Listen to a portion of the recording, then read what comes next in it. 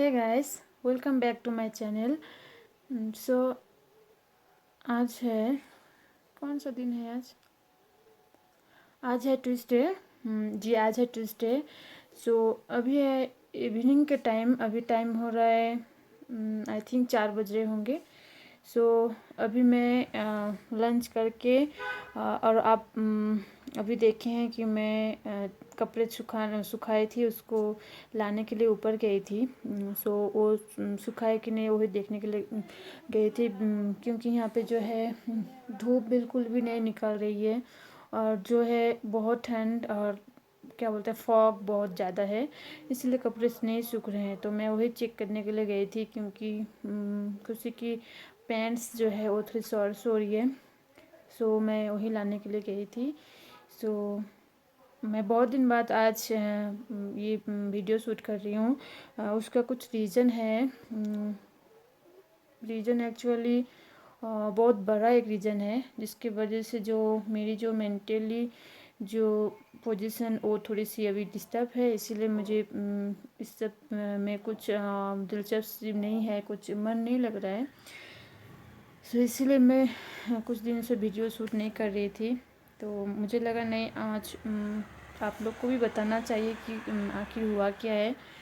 So actually मैंने last जब video डाली थी वो नवमी के दिन वीडियो डाली थी। उस दिन मेरे मम्मी पापा यहाँ पे आए थे। हाँ, मम्मी पापा यहाँ पे आए थे। फिर नवमी के दिन ही मेरी जो पापा के जो भैया हैं, यानी मेरे बड़े पापा जो है, उनके जो बेटी यानी मेरी दीदी होंगी, उनको वो क्या हुआ, वो एक्चुअली मैनागुड़ी में रहते हैं और हाँ, मेरे बाबा के जो असली घर है वो मैनागुड़ी में है। सो वहाँ पे दीदी एंड मेरी बड़े पापा जो है जो मंडप से प्रसाद देते हैं ना, तो वही प्रसाद खाए थे सुबह दोपहर में नवमी के दिन। तो वो प्रसाद खाने के बाद दीदी को एंड मेरे बड़े पापा दोनों को क्या हुआ, वॉमिटिंग एंड क्या बोलते हैं लूज मोशन होने शुरू हो गया था। तो उसके बाद थोड़ा बढ़ते बढ़ते शाम हो गया था नवमी के दिन। हाँ, शाम को ज़्यादा जब हो गया, पहले मेडिसिन लिए थे। मेडिसिन ऐसे नॉर्मल, सब सोचा था कि होता है कभी कभी खिचड़ी खाने से होता है ना, कभी पेट गर्म हो जाता है, तो सबको ही सोचा था उससे कुछ हुआ है। तो इसीलिए मेडिसिन लिया। मेडिसिन लेने के बाद सब सोच रहे थे ना ठीक हो जाएगा, पर नहीं, शाम के वक्त दोनों जो है बहुत सीरियस हो गए थे। तो दोनों को पहले Maynaguri hospital, then Jalpaiguri hospital ले गए थे। उसके बाद जो मेरे जो दीदी को जलपाईगुड़ी हॉस्पिटल में नहीं रिकवर नहीं हो पाएगा बोल के उन्होंने वहाँ के जो डॉक्टर्स थे सब दीदी को ट्रांसफ़र कर दिए, इमीडिएटली ट्रांसफ़र कर दिए नॉर्थ बंगाल मेडिकल कॉलेज, जो सिलीगुड़ी में है, सबसे बड़े मेडिकल कॉलेज। हाँ, वहाँ पे सबसे बड़े मतलब नॉर्थ बंगाल के, तो वहाँ पे ट्रांसफ़र कर दिए। एंड मेरे जो जेठू है, जेठू को जलपाईगुड़ी हॉस्पिटल में रखा था। तो नवमी के रात को हमारे यहाँ पे फ़ोन आया कि ऐसा ऐसा हादसा हुआ। उसके बाद जो है सुबह दसवीं के दिन, जी दसवीं के दिन पापा नवमी के दिन चले गए थे। अष्टमी के दिन आए थे पापा, नवमी के दिन चले गए। मम्मी नवमी के दिन यहाँ पे रुके थे। फिर दसवीं के दिन मम्मी यहाँ से गई। तो सुबह गए तो सब सोच रहे थे ना कुछ नहीं होगा, डायरिया हुआ है, ये तो नॉर्मल होता है, इसे तो होता ही है, तो वो ठीक हो जाएगा। पर 11:30-12 बजे, नवमी के रात को ही 11:30-12 बजे एक जो नहीं होना चाहिए था, एक बहुत बड़ा एक हादसा हो गया, जो नहीं कभी नहीं, ये होना ही नहीं चाहिए था। अरे मेरी से 2 साल की बड़ी है, अभी मेरी हो रही है 27, दीदी की 29 ईयर्स की थी। बस सिर्फ फूड पॉइजनिंग हुआ था, सिर्फ फूड पॉइजनिंग में दीदी आप हमारे बीच नहीं रहे वो हमारे बीच। तो रात को तो हमें फ़ोन नहीं आया था। सुबह मम्मी भी काम करती है, आप लोग को पता है, तो मम्मी को भी सुबह 9-10 बजे काम में जॉइनिंग करना था। तो मम्मी यहाँ से 6:30 बजे निकल गई थी। तो मम्मी का फ़ोन गाड़ी में नहीं लग रहा था। तो उसके बाद 7 बजे मेरे मोबाइल में फ़ोन आया मैनागुड़ी से। जो मेरे अंकल हैं, अंकल ने फ़ोन किया, फ़ोन करके बताया कि तुम लोग को कुछ खबर हुआ है या नहीं। तो पापा के भी फ़ोन नहीं लग रहे थे, मम्मी के भी फ़ोन नहीं लग रहा था, भाई का फ़ोन लग रहा था पर भाई सोया था तो वो फ़ोन नहीं उठा रहा था। उसके बाद मुझे फ़ोन किया, क्योंकि सबको पता है कि मैं हूँ अभी दार्जिलिंग में, इसीलिए पहले सब कोई घर में फ़ोन कर रहे थे।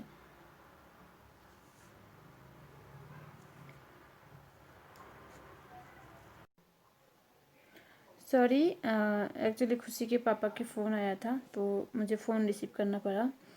तो उसके बाद किसी के पास फ़ोन नहीं लग रहा था तो उसके बाद मुझे कॉल किया गया। तो 7 बजे करीब फ़ोन, मम्मी यहाँ से 6:30 बजे निकली, उसके बाद 7 बजे करीब मेरे मोबाइल पे फ़ोन आया कि ऐसा ऐसा हो गया। उसके बाद दशमी के दिन, हाँ दशमी के दिन फिर हॉस्पिटल मैं माँ को पापा को नहीं बताई थी, क्योंकि पापा को जो है, पापा का भी तबीयत ठीक नहीं है, इसलिए मैं पहले नहीं बताई। फिर मम्मी को मैंने बहुत ट्राई किया। उसके बाद जब मम्मी करसियांग पहुँचे, उसके बाद मम्मी का फ़ोन रिचेबल था। तो फिर उसके बाद मैं माँ को बोली कि माँ ऐसा ऐसा हो गया।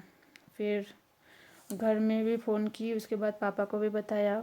अब क्या करें ना, बताना तो है, इतनी बड़ी एक हादसा हो गया, ये तो छुपाने के बाद नहीं है, बताना तो पड़ेगा। फिर पापा को मैं बताई और उसके बाद भाई को भी बताया। और सबसे बड़ी बात क्या है, एक चीज़ मैं आपको दिखाती हूँ। देखिए गाइस, कुछ दिखाई दे रहा है, देखिए मंकी वहाँ पे खिड़की खोली है, देखिए मंकी वहाँ पे घुस रहा है, वो देखिए।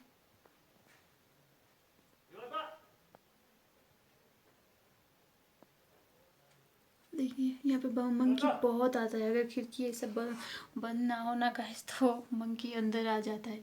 तो देखिए,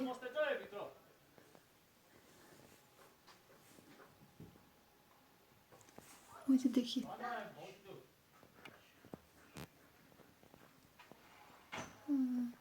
बंद कर दिया, अभी भाग ऊपर जा रहा है। देखिए अभी एक ही आया है, नहीं तो बहुत झुंड में आता है, एक दल पूरा झुंड लेके आ जाता है। अभी फ़िलहाल एक ही आया है, देखिए अभी वो ऊपर चला गया। हाँ एक्चुअली मंकी देख रही थी, नहीं है, अभी ऊपर चला गया।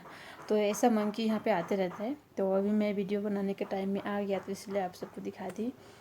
सो उसके बाद सबसे बड़ी बात जो है, मेरी जो बड़े पापा है उनके दो ही बेटी हैं, कोई बेटा नहीं है। और घर में कोई जेंट्स बोले तो इस मामले में जो होता है, कहीं जाना आना में जल्दी जेंट्स को ही ज़्यादा काम आता है ना। तो अभी जो है कोई जेंट्स घर में नहीं था।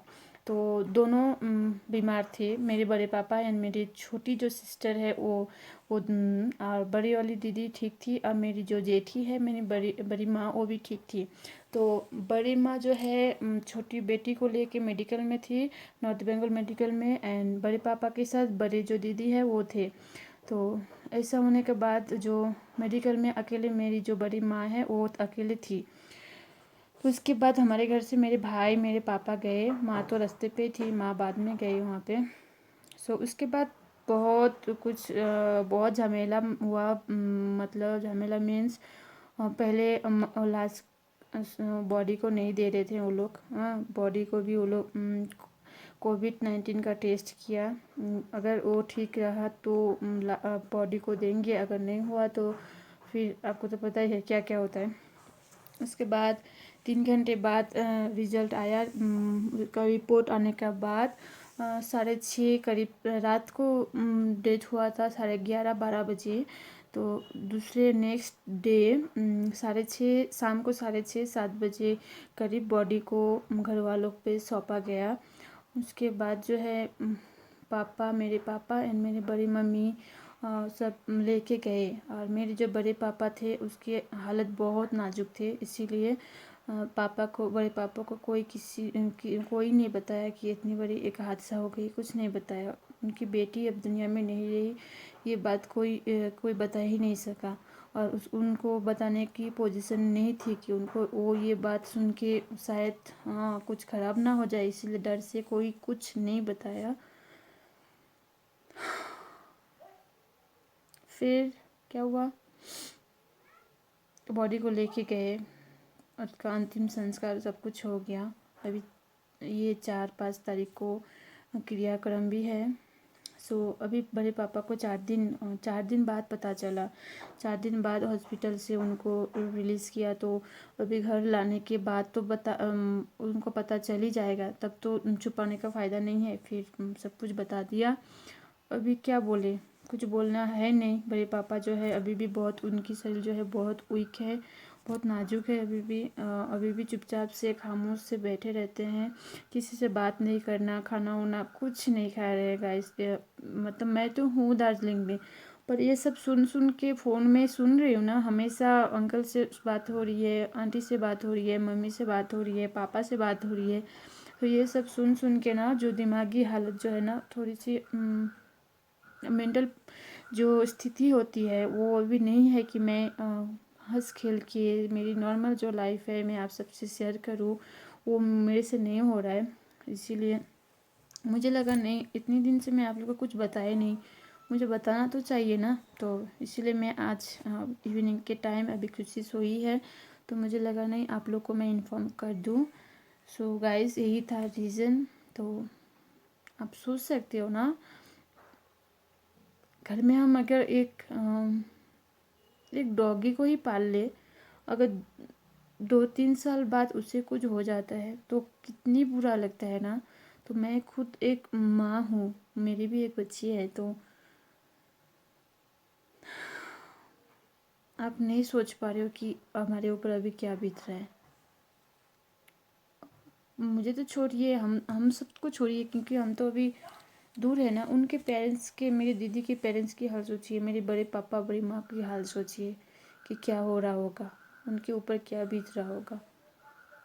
तो मैं आप सबको बता नहीं सकती। एक 29-30 साल भर के आप जिसको आपके सीने से लगा के रखो, आप उसे जब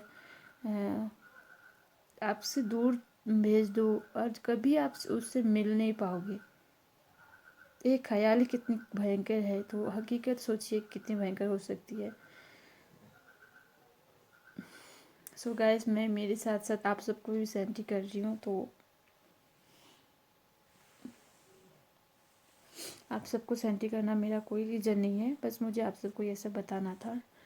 सो अभी है इवनिंग के टाइम, तो मैं अगर ये वीडियो कंटिन्यू कर पाऊँगी तो खुशी उठने के बाद मैं कंटिन्यू कर पाऊँ तो मैं ज़रूर आगे के प्रोसेस दिखाऊंगी। और अभी तो मैं थोड़ी सी रेस्ट करूँगी। अभी मैं खुशी सोई है तो मैं भी थोड़ी सी रेस्ट कर लूँ। उसके बाद इवनिंग के टाइम अगर कंटिन्यू कर पाऊँ तो ये वीडियो को मैं ज़रूर आगे लेके जाऊँगी। अगर नहीं कर पाऊँ तो मैं यही इन्फॉर्मेशन बस आपको देना था। सो गाइस, मिलते हैं थोड़ी देर बाद। खुशी सोई है तो मैं भी सो लेती हूँ और उसके बाद मैं आपसे मिलती हूँ। सो मैं अभी थोड़ी रेस्ट कर लेती हूँ, उसके बाद मिलती हूँ। सो बाय। सो गाइस, अभी टाइम हो रहा है शाम के वक्त, अभी शाम हो गया है। खुशी उठ गई है, वो बेड पे खेल रही है और मैं यहाँ पे सोई हूँ। इतनी ठंड लग रही थी ना, तो उठने का मन नहीं कर रहा था। सो गाइस, मैं ये जो वीडियो है मैं आगे नहीं कर पाऊँगी, सो यहीं पे मैं एंड करूँगी। तो अगर मेरा ये इन्फॉर्मेशन वीडियो अच्छा लगा हो तो प्लीज़ मेरी वीडियो को लाइक एंड सब्सक्राइब कर दीजिएगा। सो मैं मिलती हूँ मेरे नेक्स्ट वीडियो में। तो till then take care and bye. और खुशी यहाँ पे देखिए उठने के बाद बेड पे खेल रही है। सो गाइस, मुझे आप सबको यही बताना था। तो मैं मिलती हूँ मेरे नेक्स्ट वीडियो में। सो बाय एंड टेक केयर।